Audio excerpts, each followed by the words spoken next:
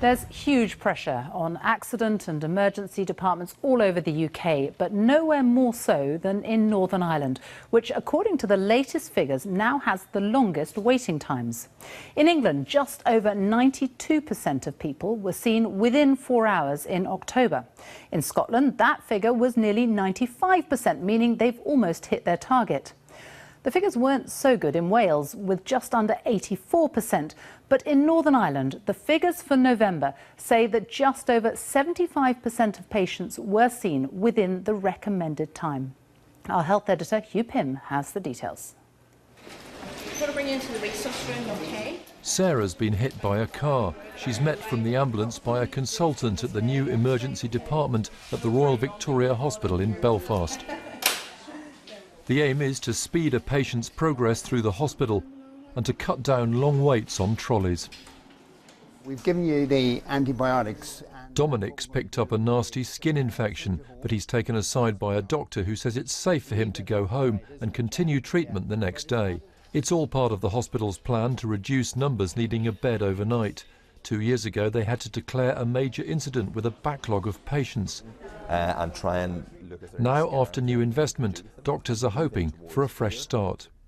We're trying to do things differently, trying to prevent a circumstance like that happening again, where there are major incidents and there are ambulances and difficult times with trolley waits.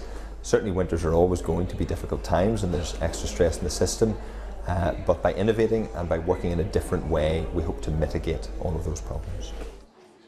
A&D figures have improved here, but across Northern Ireland they've got worse over the last year.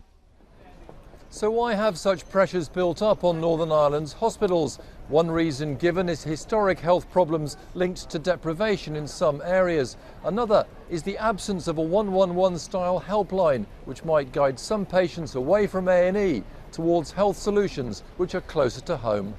I think many people in Northern Ireland have chosen to get their primary care in emergency departments, and it doesn't matter whether you create schemes to divert or avoid. Citizens have decided they're going to emergency departments. Northern Ireland has integrated health and social care, and in that is ahead of other parts of the UK.